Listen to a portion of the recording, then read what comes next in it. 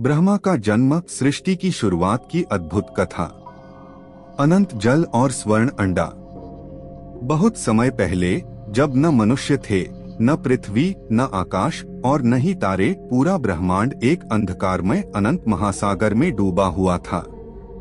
न ठंड थी, न गर्मी, बस सृष्टि की अनंत और अज्ञात ऊर्जा एक ऐसे क्षण का इंतजार कर रही थी जो उसे आकार में ढाले।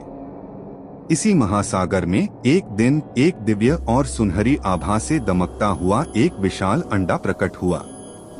यह अंडा हिरण्यगर्भ कहलाया, संपूर्ण सृष्टि का गर्भ। इस अंडे के भीतर ब्रह्मा, सृजन के देवता, सुप्त अवस्था में मौजूद थे। अंडे का फटना और ब्रह्मा का जागरण। लंबे समय तक वह अंडा शांत पड़ा रहा, लेकिन एक क्षण ऐसा आया जब ब्रह्मांड ने जन्म लेने की पुकार लगाई। अंडा धीरे धीरे फटने लगा और उसके भीतर छिपा प्रकाश इतना तेज हो गया कि उसने पूरे अंधकार को मिटा दिया। जब अंडा पूरी तरह से टूट गया, तो एक गूंजती हुई आवाज ने पूरे ब्रह्मांड को भर दिया। यह आवाज थी सृष्टि की पहली ध्वनि।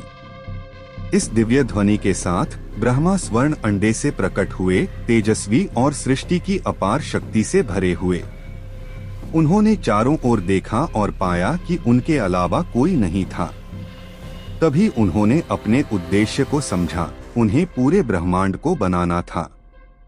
ब्रह्मा का ध्यान और सृष्टि का आधार। ब्रह्मा अनंत जल के ऊपर तैरते रहे और सृजन के विचारों में डूब गए। सृष्टि के कार्य की विशालता ने उन्हें असमंजस में डाल दिया। उन्होंने अपनी आंखें बंद की और गहरे ध्यान में चले गए। तभी उनके नाभि से एक दिव्य कमल का फूल प्रकट हुआ। यह कमल जीवन, पवित्रता और संभावनाओं का प्रतीक था। ध्यान की गहराई में ब्रह्मा ने 3 मूल गुणों का ज्ञान प्राप्त किया: सत सकारात्मकता, रज उत्साह और तम अज्ञानता। उन्होंने समझा कि ये 3 गुण सृष्टि की आधारशिला बनेंगे। वेदों की रचना। सृजन की शुरुआत से पहले ब्रह्मा ने ज्ञान और मार्गदर्शन के लिए 4 वेदों की रचना की।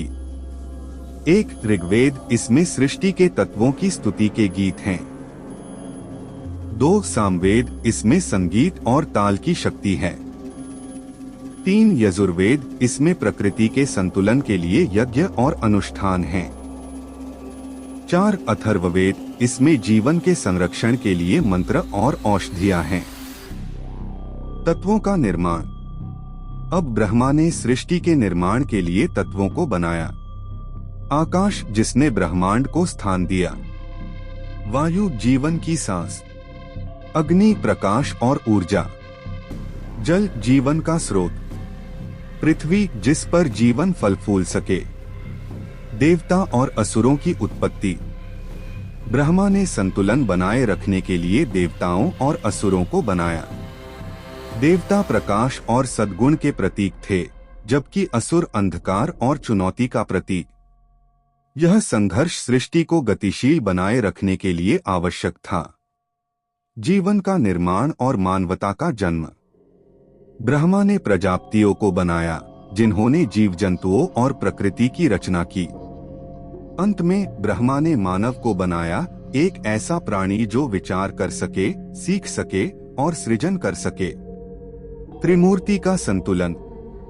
सृष्टि के बाद ब्रह्मा ने देखा कि ब्रह्मांड को बनाए रखने के लिए 3 शक्तियों की आवश्यकता है। विष्णु, जो सृष्टि की रक्षा करें। शिव, जो सृष्टि के अंत में उसे नष्ट करें। ये तीनों मिलकर सृष्टि, पालन और विनाश का चक्र चलाते हैं। ब्रह्मा का ध्यान। सृष्टि के पूरे होने के बाद ब्रह्मा ध्यान में लीन हो गए। वह जानते थे कि यह चक्र बार बार दोहराया जाएगा: सृजन, संरक्षण और विनाश। उपसंहार। यह कथा हमें सिखाती है कि सृष्टि का हर पहलू, सृजन, संघर्ष और संतुलन जीवन का अभिन्न हिस्सा है। यह हमें अपनी भूमिका याद दिलाती है कि हम इस दिव्य सृष्टि के संरक्षक हैं।